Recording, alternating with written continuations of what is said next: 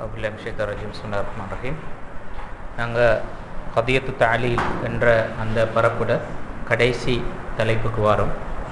அலாக்கத்து தாலீல் B மக்காசிதி ஷரீஅ் என்ற கருத்து மேலே ஆல்ரெடி நாங்கள் இதை பார்த்துட்டோம். இந்த விஷயத்தை நாங்கள் ஓரளவுக்கு இதை விளங்கப்படுத்தியிருக்கிறோம். ஆரம்பத்தில் இந்த கருத்தை சொல்லியிருக்கிறோம். ஆனாலும் திரும்பவும் கொஞ்சம் அந்த கருத்தை கொஞ்சம் ரிப்பீட் பண்ணிவிட்டு அதை ஃபைனலைஸ் பண்ணுறது தான் நோக்கம். அதாவது மக்காசிது ஷரியா என்ற அந்த கன்செப்டுக்கும் தாலீல் என்று சொல்கின்ற அந்த கன்செப்டுக்கும் இடையிலான சம்பந்தம் என்ன?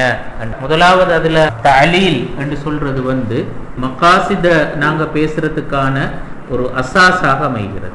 அங்கே மிக முக்கியமாக நாங்கள் சொல்கிற விஷயம் என்னென்றால், தாலீல் என்று சொல்கிற கருத்துக்குள்ளால் நாங்கள் சொன்னோம் முக்கியமாக இந்த ரெண்டு விஷயங்களும் இருக்கின்றன. தாலீல் அல் மஸ்லஹி என்று சொல்கிறதும் தாலீல் அல் கியாசி என்று சொல்கிற அந்த விஷயம். அப்போ இதில் அந்த வேறுபாட்டை நாங்கள் சொன்னோம் என்னென்னு சொன்னால், தாலீல் கியாசி என்று சொல்கிறது பிற்பட்ட காலத்தில் உசூல் ஃபிக்ஹ் வளர்ச்சி அடைகின்ற நேரத்தில் இமாம்கள் கியாஸ் என்ற வேலையை செய்வதற்காக வேண்டி உருவாக்கின ஒரு விஷயம்தான் இந்த தாலீல் அல் கியாசி என்று சொல்றது. அதாவது அந்த இடத்துல இல்லத் எப்படி இருக்கணும்? இல்லத் லாஹிராக இருக்கணும், முந்தபித்தாக இருக்கணும், முனாசிபாக இருக்கணும், முஹத்ததாக இருக்கணும். இப்படி சில வரையறைகள் அதுக்கு சொன்னார்கள். அப்படியான வரையறைக்குட்பட்ட ஒரு காரணி ஒன்று நாங்கள் அடையாளம் கண்டோம் என்றால்தான் எங்களுக்கு அந்த குறித்த ஹுக்கும் ஷரஈல் அந்த காரணம் இருக்குதான்றத அடையாளம் காணோம். மேலும் அதே காரணம் இங்கு இருக்கிறதான்னு சொல்றதை ஒப்பிட்டு பார்க்கவும் முடியும். வரையறை இல்லாத ஒரு காரணத்தை வச்சு கொண்டு எங்களால கியாஸ் என்று சொல்ற ஒரு வேலையை செய்யறது சாத்தியம் இல்லை, கஷ்டமாக இருக்கு. அப்ப அதன் காரணமாக இமாம்கள் உசூலியன்கள் என்ன செய்தார்கள் என்றால், அந்த இல்லத் என்று சொல்ற விஷயத்தை ஒரு வரையறுத்த காரணியாக அடையாளப்படுத்தினார்கள். அப்ப இந்த தாலீல் என்று சொல்கின்ற விஷயம் ஒரு வரையறுத்த காரணியாக அடையாளப்படுத்தப்பட்டது. அந்த தாலீல் கியாசி, கியாஸ் என்ற அந்த பொறிமுறைக்காக இல்லத் என்று சொல்றது வரையறுக்கப்பட்டமை என்றது பிற்பட்ட காலத்தில் உசூலியன்களோட ஊடாக நடைபெற்ற ஒரு விஷயம். ஆனால் அதற்கு முன்னர் குர்ஆன் இறங்குகின்ற காலத்தில், ரசூல் ஸல்லல்லாஹு அலைஹி வஸல்லம் காலத்திலையும் சரி, சஹாபாக்களோட காலத்திலையும் சரி, தாபீன்களோட காலத்திலையும் சரி, இந்த காலப்பகுதியில தாலீல் என்று சொல்கின்ற அந்த கன்செப்ட் உண்மையிலே எப்படி இருந்தது? இல்லத் என்று சொல்றது அந்த காலப்பகுதியில் எப்படி சஹாபாக்களாலையும் தாபீன்களாலையும் பார்க்கப்பட்டது? இல்லத் என்று சொல்றது அவங்க பிற்பட்ட கால உசூலியன்கள் சொன்ன அந்த பொருள்ல ஒரு நாளும் சொல்லல, அந்த பொருளை சொல்லல. அதாவது கியாஸுக்கான ஒரு பொறிமுறையாக அதை வரையறுத்து அந்த வகையில பாஹிர், முந்தபித், முஹத்தத், முனாசிப் இப்படி இருக்கணும் என்று சொல்கின்ற ஒரு கருத்துல நின்று அவங்க சொல்லல. மாற்றமாக அவங்க அதை எப்படி அந்த விளங்கியிருந்தாரோ, தாலீல் அல் மஸ்லஹி என்ற அந்த அடிப்படையில் தான் விளங்கினார்கள். தாலீல் மஸ்லஹி என்று சொல்றது அப்ப அந்த காரணம் என்று சொல்றது ஒரு பொதுவான விஷயம், ஒரு பொது காரணமாகத்தான் அடையாளப்படுத்தினார்கள். அப்படி அந்த பொதுவான விஷயத்திலிருந்து கூட ரைசூனி சொல்றது மாதிரி உசூலியுங்களுடைய இந்த தாலீல் கியாசி வளர்ச்சி அடைய முன்னர் ஆரம்ப காலத்துல கியாஸ் இருந்திருக்கிறதாண்டா கியாஸ் இருந்திருக்கிறது. ஆனா அந்த கியாஸ் அதற்கு இல்லத் எப்படி அடையாளம் காணப்பட்டது? இல்லத் இந்த லாஹிராக, முந்தபித்தாக, முனாசிபா அப்படி பார்க்கப்படல. இல்லத் ஆமாகத்தான் இருந்திருக்கிறது, ஒரு மஸ்லஹாவாக இருந்திருக்கிறது, அல்லது ஒரு மக்சதாக இருந்திருக்கு. அப்ப இந்த மஸ்லஹா தான் என்னது? உண்மையிலே அந்த மக்காசித் என்று நாங்க சொல்ற விஷயம். அப்ப ஆரம்ப காலத்துல கியாஸ கூட ஆட்கள் இந்த இப்படி வரையறுக்கப்பட்ட காரணியை வச்சு செய்யல, மற்றபடிக்கு அந்த ஒரு பொது காரணியை வச்சு, பொது நோக்கத்தை வச்சு தான் செய்திருக்கிறார்கள் என்று சொல்லி அஹ்மத் ரைசூனி சொல்லுவார். இப்போ உதாரணமாக நான் சில வேளை உங்களுக்கு சொல்லியிருப்பேன். இந்த உதாரணம், அதாவது இந்த விலை கட்டுப்பாடு சம்பந்தமான உதாரணம். இப்போ இந்த விலை கட்டுப்பாடு சம்பந்தமான உதாரணத்தில் இப்போ ரசூல் ஸல்லல்லாஹு அலைஹி வஸல்லம் அவர்களுடைய காலத்தில் ரசூல் ஸல்லல்லாஹு அலைஹி வஸல்லம் அவர்கள் சந்தை தொழிற்பாட்டை சுதந்திரமாகத்தான் விட்டிருந்தார். விலை கட்டுப்படுத்த கூடாது என்று சொல்றார். விலையை கட்டுப்படுத்த கேட்டு வந்த நேரத்தில் ரசூலா சொன்னார், அது விலையை கட்டுப்படுத்துறதும் சரி, அதை கூட்டுறதும் சரி, குறைக்கிறதும் சரி, இதெல்லாம் அல்லாஹு தஆலா அவனுடைய வேலை. நான் யாருக்கும் அநியாயம் செய்ய விரும்பல என்று சொல்லி சொன்னார். அப்போ அப்போ அந்த விலை கட்டுப்பாட்ட விலையை ஆட்சி தலைவர் அல்லது அரசாங்கம் தலையிட்டு சந்தை தொழிற்பாட்டுக்குள்ள தலையிட்டு ஒரு விலையை கண்ட்ரோல் பண்ண முடியாது, அப்படி செய்ய இயலாது என்று சொல்கின்ற நிலைப்பாடு தான் ரசூலோட காலத்திலையும் இருந்தது, சஹாபாக்களோட காலத்திலையும் இருந்தது. தாபீன்களுடைய காலமாகின்ற நேரத்தில் தாபீன்கள் வித்தியாசமான ஒரு ஃபத்வாவுக்கு போனார்கள். அரசாங்கம் தலையிட்டு விலையை கட்டுப்படுத்த வேண்டும் என்று சொல்ற ஒரு ஃபத்வாவுக்கு போனார்கள். அவங்க அந்த ஃபத்வாவுக்கு போனதுக்கான காரணம் என்ன என்று சொன்னால், அந்த இதுல சொல்லப்பட்ட ரசூல்லா ஆரம்ப காலத்துல விலையை கட்டுப்படுத்தவில்லை. ஏன் என்றால் ரசூல்லா சொன்னாரு, நான் யாருக்கும் அநியாயம் விலைக்க கூடாது, அப்ப துல்ம் நடக்க கூடாது என்று சொல்றாங்க. இந்த துல்ம் ஒரு ஸ்பெசிபிக்கான காரணம் அல்ல. லாஹிர், முந்தபித், முஹத்தத், முனாசிப் அப்படி இல்லை. அப்ப ஒரு மஸ்லஹா அல்லது ஒரு மக்சத் சார்ந்த காரணம், அப்படி ஒரு மக்சதாக அடையாளப்படுத்துறதுக்குரியது. அதே காரணத்தை தாபீன்களும் எடுத்தார்கள். அவங்க சொன்னாங்க என்றால், இந்த காலப்பகுதியில் விலையை கட்டுப்படுத்தாமல் இருப்பதனால நுகர்வோர்கள் பாதிக்கப்படுகிறார்கள். அங்க ரசூலுல்லாஹ் விலையை கட்டுப்படுத்தல்ல, விற்பனையாளர்கள் பாதிக்கப்படுவார்கள் என்பதனால் அவங்களுக்கு அநியாயம் நடந்துடப்படாது. இங்க இவங்க பார்த்தாங்க என்றால், விற்பனையாளர்கள் ஒரு விலை நிர்ணயத்துல ஒரு கட்டுப்பாடு இல்லாத ஒரு எதேச்ச அதிகார போக்குல நடந்து கொள்கிறார்கள். அதனால நுகர்வோர் பாதிக்கப்படுகிறார். அப்ப அவங்களுக்கு அநியாயம் நடந்துடப்படாது என்பதனால் என்ன செய்யணும், விலையை கட்டுப்படுத்தணும் என்று சொல்ற ஒரு விஷயத்த தாபீன்கள காலத்துல இமாம்கள் ஃபத்வா கொடுத்தார்கள். அப்ப அங்க அந்த இஜ்திஹாதுக்கு காரணமானது என்ன, அல்லது அவங்களும் செஞ்சு கிட்டத்தட்ட ஒரு கியாஸ் தான். ஆனா அது உண்மையிலே அது ஒரு பொது காரணியை வச்சுதான் அது நடந்திருக்கிறது. அப்ப நாங்க பார்க்கிறோம் என்னென்றால், அல்லது ஆரம்ப காலத்துல இந்த தலீல் என்று சொல்ற விஷயம் இப்படி வரையறுக்கப்பட்ட ஒரு காரணியாக பார்க்கப்படல, ஒரு பொதுவான ஒரு விஷயம் தான் பார்க்கப்பட்டிருக்கிறது. அப்ப அப்படி பார்க்கிற நேரத்துல நாங்க விளங்குறோம் என்னென்றால், அதாவது அந்த தலீல் என்ற காரணி பொதுவான ஒரு விஷயமாக பார்க்கப்பட்டமை தான் பிற்பட்ட காலத்தில் என்னவா மாறி இருக்கிறது, மகாசிதாக மாறி இருக்கிறது. அப்ப அந்த வகையில நாங்க சொல்றோம் என்னென்றால், ஒரு குறித்த விஷயத்துக்கு ஒரு ஹுக்கும் ஷரஈக்கு உரிய காரணம் என்ன என்ற தேடல் தான் எங்களுக்கு மக்சத இனம் காட்டி தரும். காரணம் என்ன என்ற தேடல் சிலவேளை ஒரு வரையறுக்கப்பட்ட காரணியாக இருப்பதற்கான வாய்ப்பும் இருக்கிறது. அதே நேரத்தில் அது ஒரு நோக்கமாக இருப்பதற்கான வாய்ப்பும் இருக்கிறது. அப்ப இந்த விஷயத்துக்கான அந்த நியாயம் என்னன்னு அல்லாஹ் தஆலா சொல்லி இருக்கிறான் என்று நாங்கள் அந்த தலீல அடையாளம் காண முற்படுகின்ற நேரத்தில் அப்ப அது நிறைய மக்சதுகளை எங்களுக்கு அடையாளம் காட்டும். அப்ப அதனால தான் சொல்றேன் என்றால், தலீல் என்று சொல்ற அந்த எண்ணக்கரு மக்காசிது ஷரியா பேசுகின்ற நேரத்தில் அது ஒரு அசாஸ்.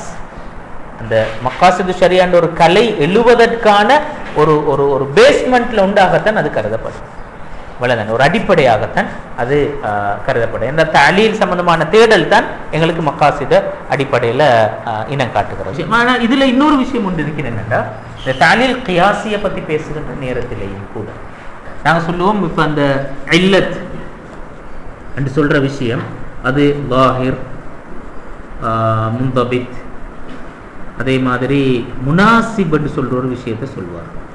இந்த முனாசிப் என்று சொன்னாங்க, முனாசபா என்று சொல்றதனுடைய அடிப்படையான பொருள். அப்ப அதை விளங்கப்படுத்துவார்கள் என்னென்றால், நாங்க அடையாளம் காணுகின்ற அந்த இல்லத், நாங்க இப்போ உதாரணத்துக்கு ஒரு குறிப்பிட்ட ஒரு ஹுக்கும் ஷரஈ இருக்கிறது, அந்த ஹுக்கும் ஷரஈ தீர்மானிக்கப்பட்டதற்கான காரணம் என்னன்றதை நாங்க அடையாளம் காண போறோம். அந்த நாங்க இனம் காணுகின்ற அந்த இல்லத் ஹிக்மத்து ஷரியா, ஷரியாவினுடைய அல்லது அந்த குறிப்பிட்ட ஹிக்மத்துல் ஹுக்கும், அந்த குறிப்பிட்ட ஹுக்மினுடைய அதனுடைய தத்துவத்தோடு இயைந்து போகக்கூடியதாக காணப்படணும். அதான் முனாசபா என்று சொன்னார்கள். அதாவது அந்த காரணம் இருந்தாலும் அந்த அந்த அந்த தத்துவம் நிறைவேறும் என்று சொல்றதாக இருக்க வேண்டும் என்று சொல்லி சொன்னார்கள். அப்ப அந்த முனாசபா ஒன்று இருக்க வேண்டும், அப்பதான் அது எல்லத்தாக கருதப்படும் என்று சொன்னார். அப்படி இல்லாத ஒன்று எல்லத்தல்ல என்று சொன்னார்கள். அதை வரையறுத்தாலும் கூட அவங்க இந்த இல்லத்தை நாங்க எப்ப அதாவது கியாசுக்கு பிரயோகிக்கலாம் கியாஸுக்கு எப்ப பிரயோகிக்கலும் என்று சொன்னால் அது இல்ல முனாசிபா லில் ஹிக்மா லிஹிக்மத்தில் ஹுக்கும். இப்ப உதாரணமாக அவங்க சொன்னார்கள் என்னண்டா, அதாவது அஸ்ஸஃபர் அது இல்லத் லில் இஃப்தார் ஃபி ரமதான், ரமலான்ல நாங்க நோன்ப விடுவதற்கான இல்லத் அஸ்ஸஃபர் பிரயாணம். இல்லத் சஃபர் என்று சொல்ற ஒரு லாஹிரான காரணி, ஒரு முந்தபித்தான காரணி வரையறுக்கையிலும் எங்களுக்கு அதை அதே மாதிரி இவங்க சொன்னாங்க இது முனாசிபாக இருக்கணும். எதற்கு? அதாவது ஏன் ரமலான்ல பிரயாணம் போனா நோன்ப விடணும், அதோட ஹிக்மத் என்ன, குர்ஆன் ஏன் அப்படி ஒரு அனுமதியை தந்தது என்று சொன்ன அவங்க சொன்னாங்க அதோட ஹிக்மத் என்ன, அல் மஷக்கா. அப்ப இங்க நாங்க சொல்லுவோம் என்னென்றால் தஃப்உல் மஷக்கா தான் ஹிக்மத். அதாவது சஃபர் ஒன்று இருந்தா மஷக்கா ஒன்று ஏற்படுவதற்கான வாய்ப்பு இருக்கணும். அப்படி இருந்தா தான் இதை நாங்க இல்லத்தாக கொள்ளையிலும், இல்லாட்டி இல்லத்தாக கொள்ளையலாம் என்று சொன்னார்கள். அந்த முனாசபா என்று சொல்ற விஷயத்தை பேசினார்கள். அப்ப இதை சொன்னார்கள் என்றால் சஃபரை சொன்னார்கள் என்றால் மபன்னத்துல் மஷக்கா, மஷக்கா நிகழ வாய்ப்புள்ள ஒரு காரணி என்று சொன்னார்கள். அதை பிரயாணம் போனா சிரமம் ஒன்று இருக்கும். நாங்க பிரயாண கலைப்புன்னு சொல்லுவோமே இயல்பா, அப்ப அதான் மஷக்கா என்று சொல்றது. அந்த பிரயாணம் என்ற காரணி மபன்னத்துல் மஷக்கா, அந்த மஷக்கா நிகழ்வதற்கு சாத்தியமுள்ள ஒரு இடம் என்று சொல்றது. அப்ப அதுதான் முனாசபான்னு சொன்னார்கள். அப்ப இந்த முனாசபா இருந்தா தான் அது இல்லத்தாக இருக்கும் என்று சொல்றது. அப்ப இந்த தலீல் கியாசில கூட அது மக்சதோடு என்ன செய்கிறது, மக்காசிதோடு ஒரு சம்பந்தம் இருக்கிறது, சம்பந்தம் மட்டும் இருக்கிறது. அப்ப அந்த வகையிலே நாங்க சொல்லுவோம் என்னென்றால் இது அந்த அதாவது இது அசாஸ் தலீல் என்று சொல்றது மக்காசித நாங்க அடையாளம் காண்பதற்குரிய அசாஸாக இருக்கும் என்று சொல்றது. அது முதலாவது விஷயம். ரெண்டாவது விஷயம் நாங்க சொன்னோம் அந்த மின் துருக்கில் கஷ் அண்ட் மக்காசிதி ஷரீ, ஷரியாக இனம் காண்பதற்குரிய வழிகள் ஒன்று இது என்று சொல்றது. அதாவது ஒரு குறித்த விஷயத்திட மக்சத் என்ன, அதை நாங்கள் எப்படி அடையாளம் காண்றோம் என்று சொல்றோம். அந்த அடையாளம் காண்பதற்கான காரணிகள்ல ஒன்று இந்த தலீல் என்று சொல்றது. இப்போ மக்காசிதை நாங்க எப்படி அடையாளம் காண்றதுல முதல் தடவையாக, அதாவது இந்த துருக்குல் கஷ் சம்பந்தமாக மக்காசிதை பேசியவர்கள் முதலாவது அதை பேசினவர் இமாம் ஷாத்திபி. இமாம் ஷாத்திபி பேசின இரண்டாவது வழிமுறை இந்த வழிமுறை தலீல் என்று சொல்கின்ற வழிமுறை. அதாவது பல சட்டங்கள்ல ஒரே வகையான காரணி பின்பற்றப்பட்டு இருக்கிறது என்று சொல்கின்ற நிலைமை. நாங்க இந்த சட்டத்தை பார்க்கிறோம், அங்கேயும் அதுக்கு காரணமான அந்த சட்டத்துல ஒரு காரணம் ஒன்று இருக்குது. இன்னொரு சட்டத்தை பார்க்கிறோம், அந்த சட்டம் சொல்லப்படுறதுக்கும் இதே விஷயம்தான் காரணம். மூன்றாவது சட்டத்தை பார்க்கிறோம், அதைக்கும் இதே விஷயம்தான் காரணம். நாலாவது பார்க்கிறோம், அதுக்கும் இதே விஷயம்தான் காரணம். இப்படி பல சட்டங்களுக்கு ஒரே விஷயம் காரணமாக இருக்கிறது என்று சொன்னா ஷாத்திபி சொன்னார் அது கண்டிப்பாக ஒரு மக்சத், அது வெறுமனே ஒரு சபப் அல்ல, அல்லது வெறுமனே ஒரு இல்லத் அல்ல, அது ஒரு மக்சத். ஏன்னா அல்லாஹு தஆலா அப்படி ஒரு விஷயம் இந்த உலகத்துல கண்டிப்பாக நடைபெற வேண்டும், உலகத்தில் அப்படி ஒரு விஷயம் இருக்க வேண்டும் என்று சொல்றத தான், அதற்காகத்தான் அல்லாஹு தஆலா இந்த எல்லா சட்டங்களின் ஊடாகவும் அந்த காரணத்தை வச்சிருக்கிறார்.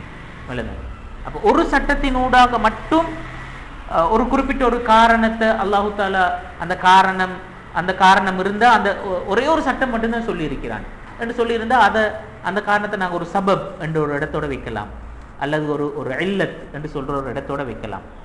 அதை தாண்டி அது ஒரு மக்சத் என்ற ஒரு இடத்துக்கு வரணுமாக இருந்தா அவர் சொன்னார், அதாவது அந்த ஒரே காரணத்துக்காக பல சட்டங்கள் இயற்றப்பட்டு இருக்கின்றன என்று சொன்னா, அப்ப நாங்க அதனூடாக விளங்குறோம் என்றால் அல்லாஹு தஆலா அந்த குறிப்பிட்ட அந்த காரணம் இருக்கிறது, அந்த செயற்பாடு இருக்கிறது, அது இந்த உலகத்துல மனித வாழ்க்கைக்கு மிச்சம் முக்கியமானது. அப்படி ஒரு விஷயம் நடக்கணும், அல்லது அப்படி ஒரு விஷயம் இல்லாமக்கணும். இப்ப நாங்க சொன்ன துல்ம் என்று சொன்னா அது இல்லாமக்கணும், அதில் என்று சொன்னா அது இருக்கணும். அப்ப அதில் துல்ம் என்று சொல்ற விஷயம் நிரந்தரமா ஈர்க்கப்படாது, அதில் என்று சொல்ற விஷயம் நிரந்தரமா இருக்கணும். அதனால தான் அல்லாஹு தஆலா அதுல மையப்படுத்தி அதை கொண்டு வர மாதிரிக்கான நிறைய சட்டங்களை சொல்லி இருப்பான். அதே மாதிரி துல்மை இல்லாமக்கிற மாதிரிக்கான நிறைய சட்டங்களை சொல்லி இருப்பான்.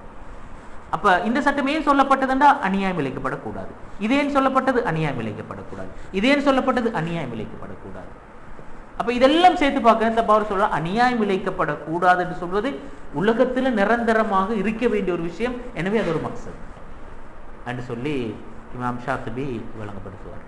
அப்ப அந்த கருத்தின் அடிப்படையில் நாங்கள் பார்க்கணும். அப்ப இது ஒரு மகாசித இனங்காண்பதற்கான பிரதானமான வழிகள்ல ஒன்று என்ற வகையிலையும் தலீல் என்ற விஷயம் மகாசிதோடு சம்பந்தப்படுகிறது என்று சொல்லி நாங்கள் விளங்கலாம். அப்ப இதனோட நாங்கள் இந்த கபியத்து தலீல் என்று சொல்ற அந்த பாடப்பரப்பை நிறைவு செய்கிறோம்.